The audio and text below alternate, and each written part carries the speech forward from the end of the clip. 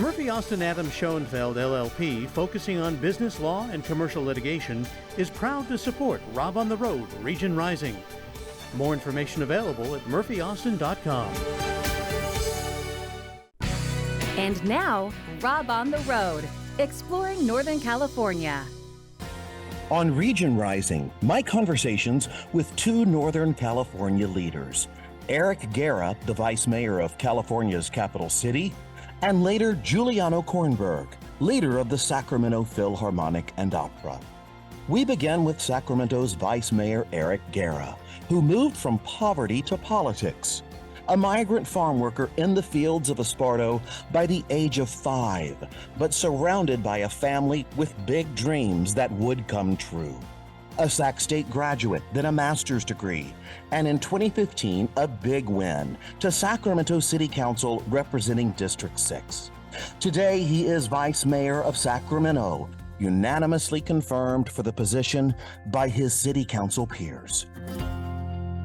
You are really a leader in this region and a trusted leader.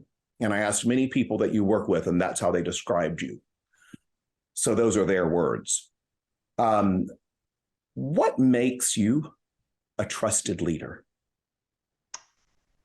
Gosh, I would say, I don't know what makes me a trusted leader, but I would say when I think about a trusted leader, there's someone who's engaged in the community, who takes the time to think through someone else's point of view, to kind of understand empathy. And then take the information and understand that everyone comes from a different story. And that, I think, is what made, what I've appreciated, particularly here in Sacramento, is that so many people have come here with different stories in different shoes that they've walked through. And being able to put yourself into those shoes when you're making a decision, when you're working together, when you're solving problems, I think that's what creates trust. Because I truly believe that all of us have the same end in mind, and how we approach it usually comes from our life experience. And so to me, I always tried to think about, well, what is it in their life that has led them to believe a certain faith, a belief, and what they're trying to accomplish.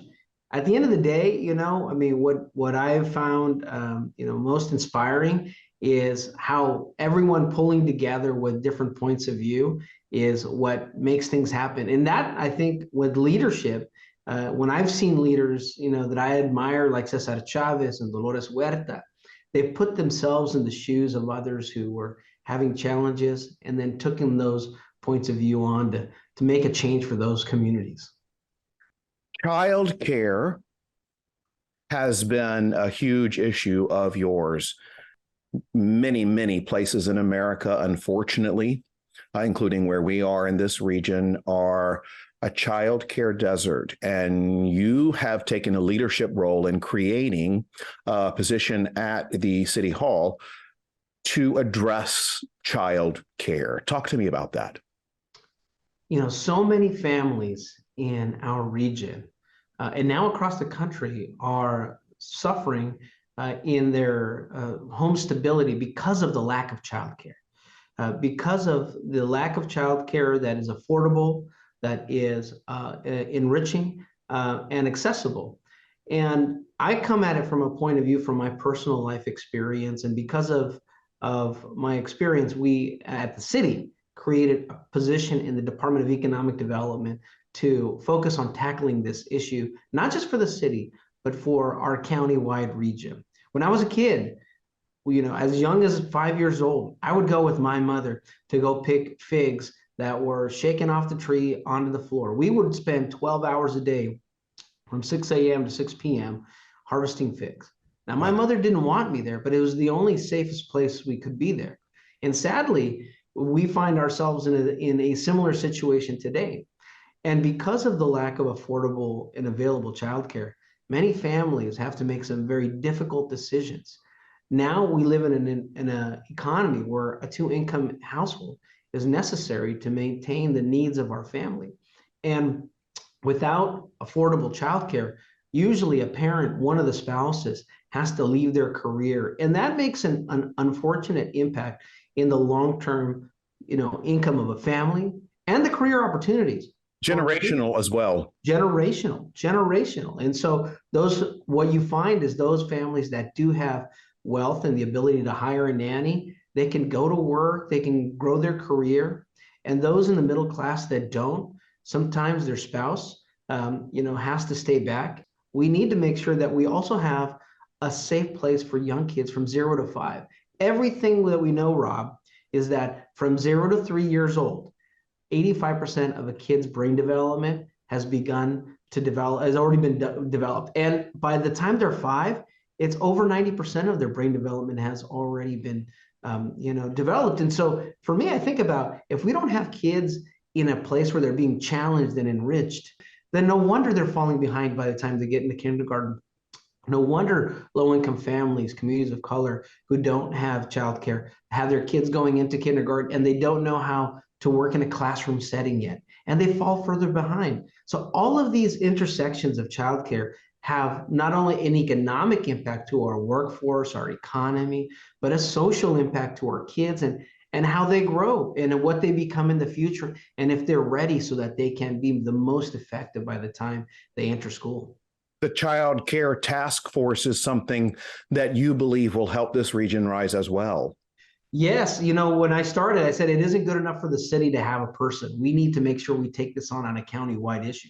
So I created the County and City Child Care Task Force. That includes our private providers, Head Start, our Director of Economic Development on Early Childhood Education, that is helping this issue, because this is a business also for folks too. It's a good small business that is dedicating their energy into the future of kids. What we breathe is vital, and we know all of the information that we see about climate change as well as pollution. And the governor of California, Governor Gavin Newsom, has appointed you to the California Air Resources Board. What does that mean to you, and what do you want to do there? I'm so humbled that the governor appointed me to the California Air Resources Board. It is an impressive entity with so many public servants, scientists, researchers that are looking to make sure that we have good public health, that our kids are able to breathe, and not only that, but reduce the amount of lung impacts to our kids. We see that happening with asthma and cancer in areas where there's poor air. Communities now that live next to train stations or rail yards, the communities that live next to or under freeways, they're being impacted by pollutants every day. And this entity, the California Air Resources Board, is the one that's charged with ensuring that our state doesn't have those smog days where they used to shut down the schools, that we could get ahead of climate change so that we don't have these massive forest fires that are basically also, as we saw in Sacramento, where for 2 straight weeks couldn't go outside. And again, it's those low-income families that maybe live in homes that don't have the best air conditioning or ceilings in their houses that are impacted by air every day. And Rob, I will tell you, food, water, and air are the 3 essentials. And having grown up in agriculture and seeing the need for food, making sure that we have clean water, but if we don't have clean air to breathe, then we've got an issue. And this Air Resources Board, it's also the one that goes after the polluters who have tried to circumvent the laws. They took down Volkswagen when they were trying to cheat the system and continued to have dirty diesel emissions.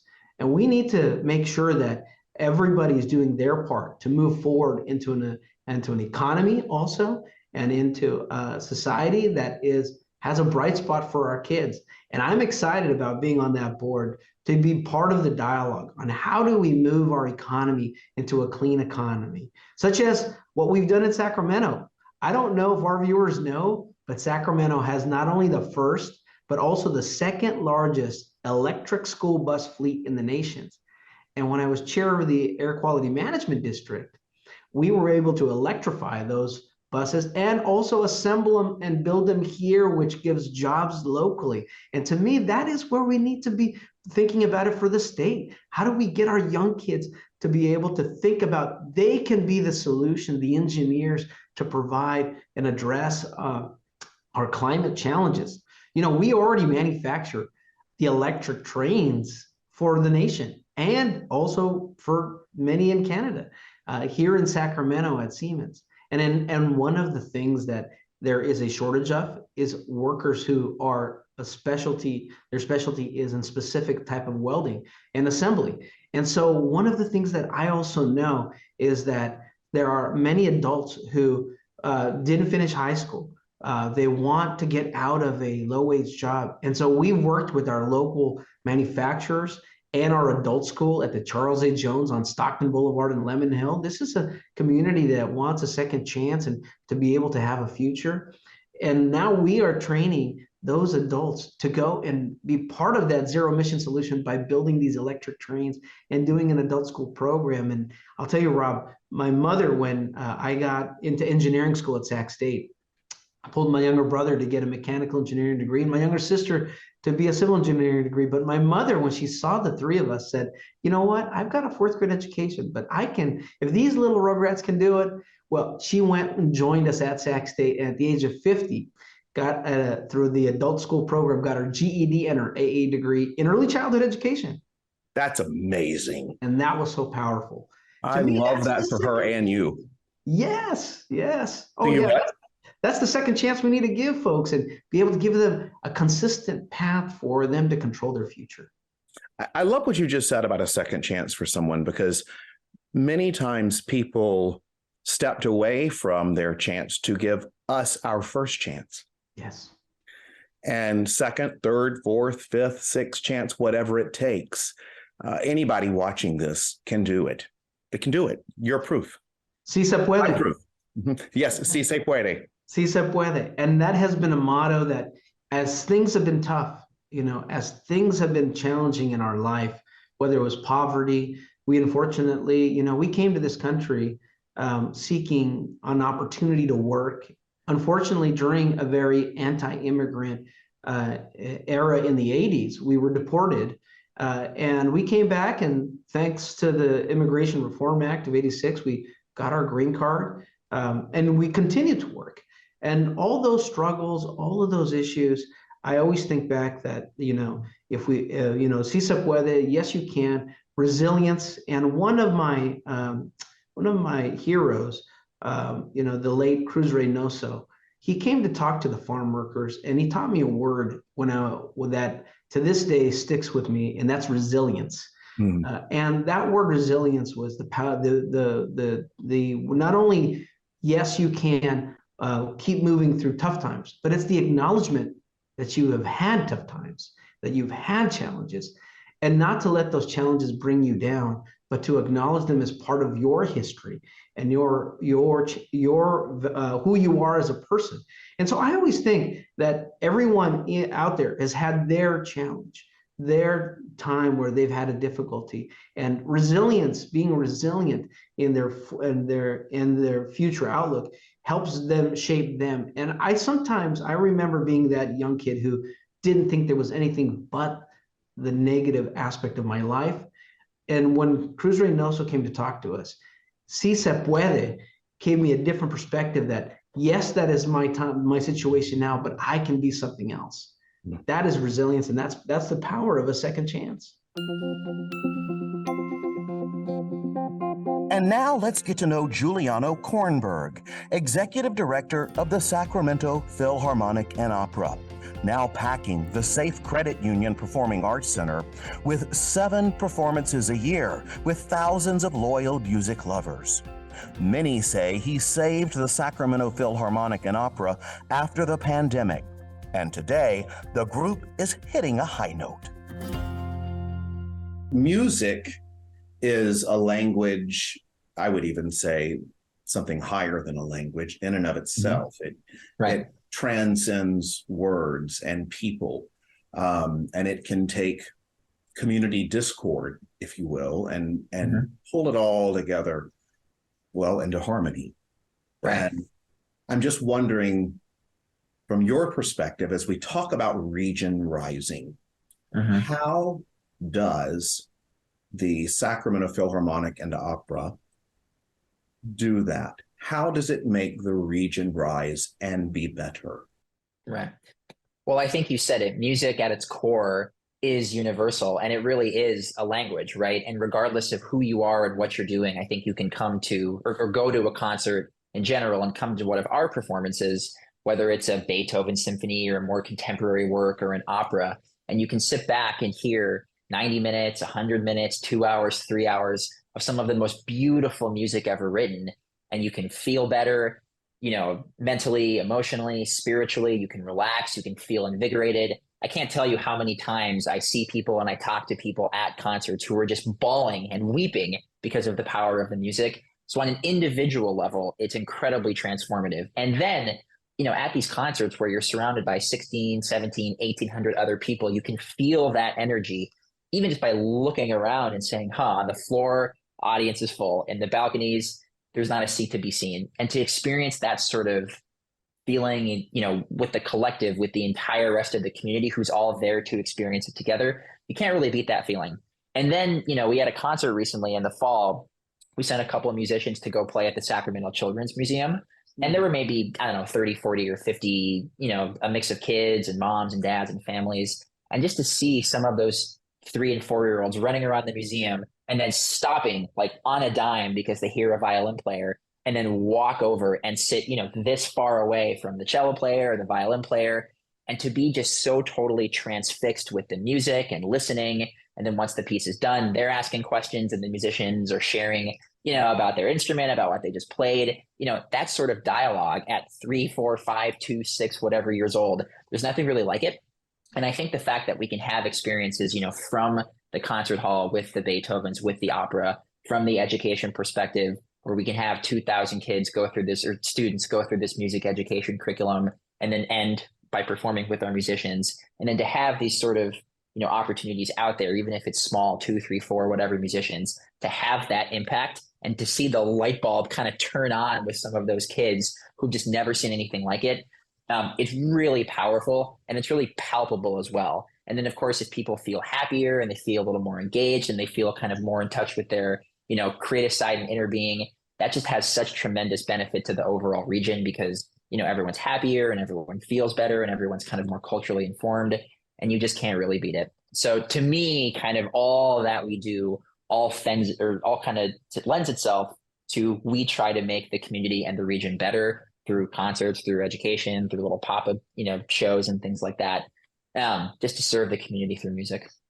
And when everybody comes in that room together, they're all coming in with different journeys and different backgrounds and different problems and celebrations, right? There's people there who are celebrating, and there's people there who are grieving. And there's something about that first note that brings everybody together, and it commands an attention that is within you, and it's bigger than words. It's wordless, frankly, because even though you do have the opera portion, what I mean is the feeling is wordless. It's something that transcends everything, and I feel like that is therapy. It is therapeutic and entertainment at the same time. I was doing a lot of reading about the role of an orchestra in a community. And I saw this quote by Tanya Miller, and she was saying that music has a capacity to enrich a community and to bring the community together through the shared experience of being moved and changed by music. Music takes us on a journey, each of us on our own path, yet when inside a musical experience, in that experience, we share the experience in a way that brings us together, as the music requires us to travel in its fluctuations of highs and lows, emotional contrasts, tensions, and harmonies, all of that together. And I've seen the power of music and how it can bring a group of people together. And you get to see that all the time. Yeah. Absolutely. It really is something special. There's not anything, I've said this a few times now, there really isn't anything like it. And you said this earlier, I can talk to, let's say 7 different people at a concert, after the performance. Hey, what'd you think of the music? How are you feeling in general? And each one of them will have a different answer, right? Listen, I'm tired. I just wanted to sit back with a glass of wine and enjoy nice music. My sibling just passed away, or my cat is sick, or I've loved this piece of music forever, and this is the first time that I'm coming to a concert, and being able to hear my favorite piece of music for my first concert is just special. So that kind of, again, the individuality of everybody and everyone's kind of experiences of where they are in life with the coming together aspect of the music in these concerts, that's why I think our role in the community is so special, right? Because there aren't really many other places that you can have that. And this is why the arts in general is so terrific, because whether it's us or a ballet performance or a play or whatever, you can have these thousands of people come together with their own individual, here's what's happening in my life right now, to come together to all have a similar, at least like from the stage, see and witness a similar experience. And it's to live that every day, or at least think about it every day, is really rewarding. Your musicians are professional musicians. They are paid Yes, musicians. absolutely. And they are top notch. So much so that you have played with, not for, but with Andrea Bocelli numerous times. You get one rehearsal, just like it's a session recording, really, with on stage, correct? Yep, exactly. With Andrea. Yeah, completely. So with these, performances with talent like Andrea Bocelli, we have one rehearsal where the orchestra rehearses with the conductor, and then a short sound check to make sure that the sound, from the stage at a Golden One type of venue sounds good. And then we're performing in front of 11 or 12,000 people. So the fact that, again, first of all, superstar talent like Andrea Bocelli wants to come to Sacramento, and not just wants to come to Sacramento, but wants to come to Sacramento and perform with us. He goes 50, 60 different places around, to perform in the country. And there's like 4 or 5 orchestras only that he plays with, and we're one of them. So the fact that we kind of have that respect amongst big time talent like Andrea Bocelli, so we as an organization can perform with him, I think that says a lot about the caliber, and you said it, the professionalism of our orchestra and our musicians. But yes, one rehearsal plus the sound check plus the performance in front of 11 or 12,000 people, and everybody there at these sorts of concerts say those musicians are amazing. They're, dare I say, on par with someone like Andrea Bocelli, which is always kind of fun to hear. But there's a real, I think, sense of community. I guess proudness. I don't know if that's it's the right a wow word, moment when you see it. It's like, whoa. Right, exactly. Yeah, and I think everybody's just together. Yeah, and I think everybody's just so proud that, from the musicians, that they can pull off an opportunity like that. And everybody who watches them perform, that off very, very limited rehearsal time, they can play such an amazing, terrific, wow performance with a talent like Andrea Bocelli. It's really quite special. And if I'm not mistaken, you have, and in full disclosure, you and I have worked together separately on being, we've been involved with the Andrea Bocelli concert as far as KVIE and with your organization as well.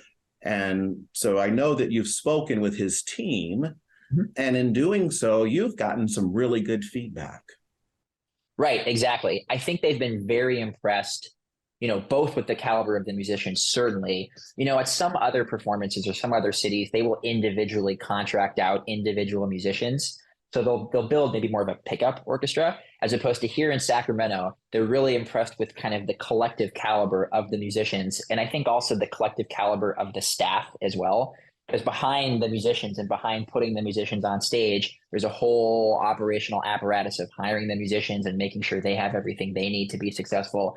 And, musicians are professional, just like the Philharmonic and Opera staff is professional. And I think that combination of just professionalism across the board is why acts and shows like Bocelli can come to Sacramento and say, yep, we want to work with you guys and all of you guys, because they know that they will have a good product and a good performance with our involvement.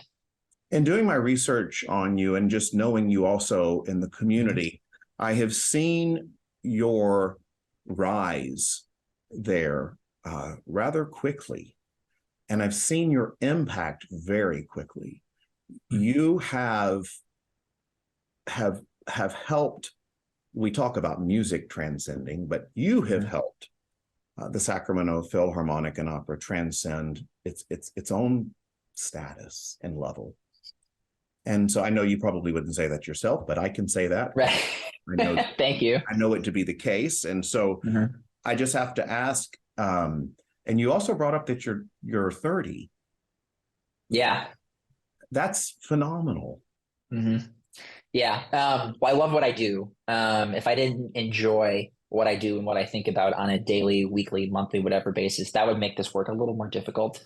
But I love what I do. And I said this at the top, I've been really lucky to have a lot of great mentors, whether they're in Sacramento, whether they're outside of Sacramento, but in this orchestra and opera, artistic production business. So I love what I do, but I think it's important for me to also say, like, without all that, I wouldn't be 30 and, the executive director of this really terrific institution. Again, I love Sacramento, and Sacramento has been very, very good to me, and I've just built a life here. So just, even if I didn't work for the Philharmonic and Opera, like living in a city that didn't have an orchestra and an opera company, just to me, like, doesn't really compute, So yeah, it was professional, but it was also personal. And I was just lucky at the time, just like I am now, to be in the position where I can help kind of, through my work, push classical music forward here in Sacramento.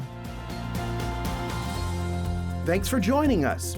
You can watch when you want at robontheroad.org. Murphy Austin Adams Schoenfeld LLP, focusing on business law and commercial litigation, is proud to support Rob on the Road, Region Rising. More information available at murphyaustin.com.